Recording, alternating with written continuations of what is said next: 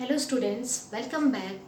So today in this lecture we will do some remaining topic. As we have already discussed in the previous lecture that R.H. Whitaker was not able to give proper place to some of the organism, and these are viruses, viroids, prions, lichens. So we are studying all these topics in a separate one. Okay, so we are not considering them in any of the kingdom. So out of them already we have discussed about the viruses, what is the structure of viruses, how it is made up of. Okay, some of the diseases which we have discussed about the viruses. Now some other topics which are here, viroids. Okay, viroids are what? These are like the viruses. If you will see the structure, they are resembling to the viruses, but there are few changes in case of viroids. So we will discuss it here. What are the different characteristics? The first thing here, these are smaller than the viruses. If you will compare them with the viruses, you will find out that these are smaller in structure. Okay, so we have to see them, but we are not able to see with the naked eyes. We want some ultra microscope to see all these types of structure. Now another point is, it was discovered by T.O. Dinner in 1971. And what he did, he was doing research in the potato, and he found that there are some misshape in the tuber of potato, and he observed that it become the spindle in shape. Then he tried to find out that what is that cause behind it. So what he said, these potato spindle tuber disease which is caused by some of the viroids, and what he gave the name potato spindle tuber viroid. Okay, in short we are saying PSTVD or simply PSTD. When he observed about this disease and worked upon it, he found that there is some changes in the structure of viroid. What he found, that it was composed of single-stranded RNA and having the low molecular weight. As we have done in the viruses, viruses are made up of what? Genetic material as well as protein code.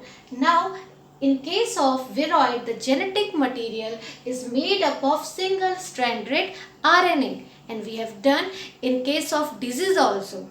The viruses which are infecting the plants, generally the genetic constitution is what? Single-stranded one. But if you will compare with the animal viruses, so the genetic constitution was, it can be either single-stranded or double-stranded, or it can be RNA or it can be DNA.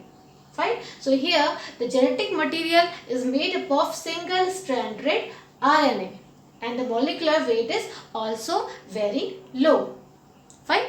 Another very important point, that it is having no protein code. And if we are saying protein code is what? Capsid.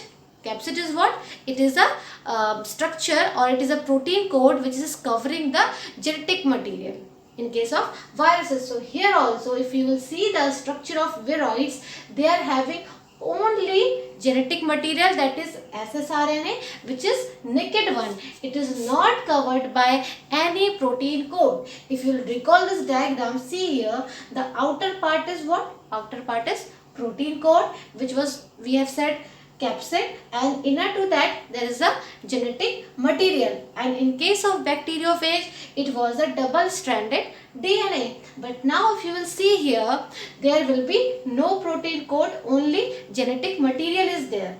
Fine. This point is differentiating the viroids with the prions. Now in the next one we will study about the prions.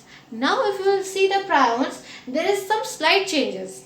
Like that, we are saying these are slow viruses. Why?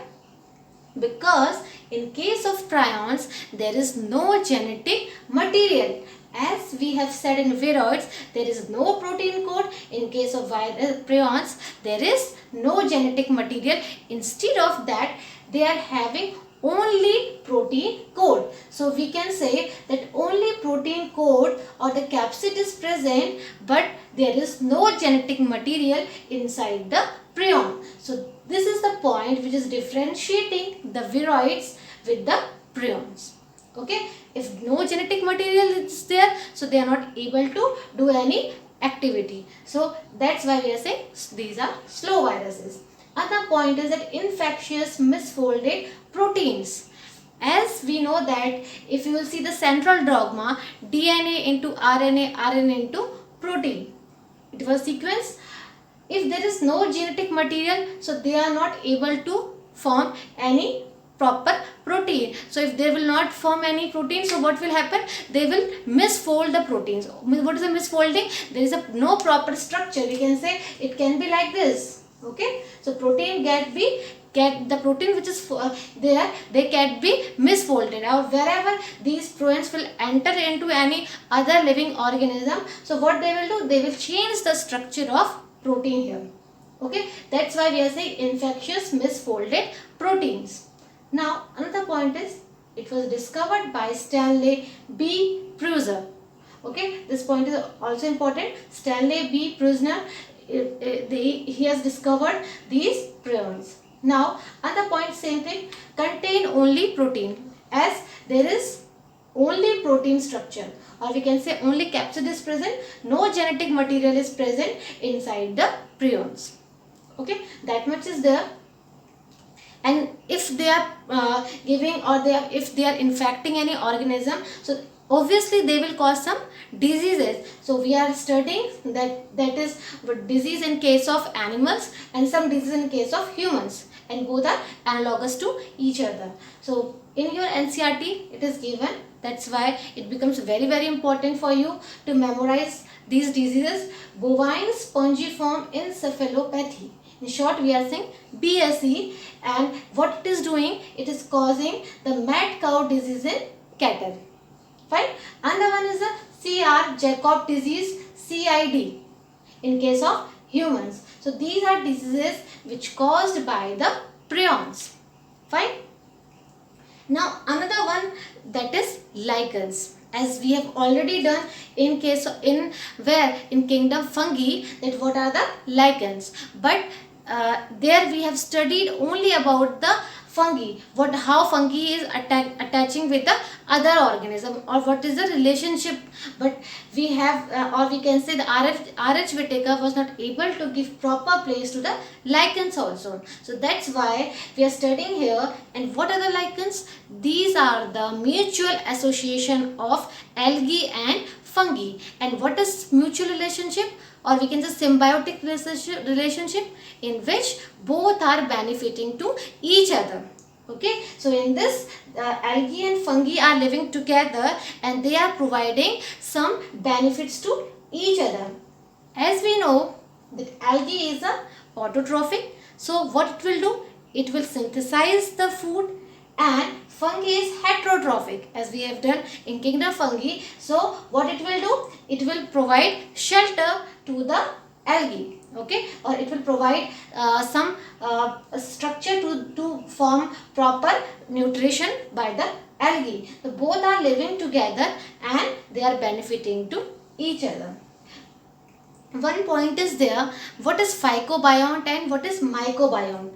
And the study of algae, it is known as phycology, and study of fungi, or we can say scientific study of fungi, it is known as mycology. So the word it is coming here, phyco related to algae, myco related to fungi. So when we are saying that the algal part which is present in the lichens, it is known as phycobiont, and the fungi part which is present in the lichen, it is known as mycobiont. So this point is very important, that what is phycobiont and what is mycobiont, and what type of relationship is present in lichens, and what is the symbiotic association here. And one more point about the lichens, they are also the pollution indicator. Fine. So here we have done about three things: viroids, prions, ligands. So that much is there in this chapter 2, biological classification. So here we have completed the chapter, and the remaining two kingdom, that is kingdom Plantae and kingdom Animalia, we will study in the next topic. Okay, that's all for today.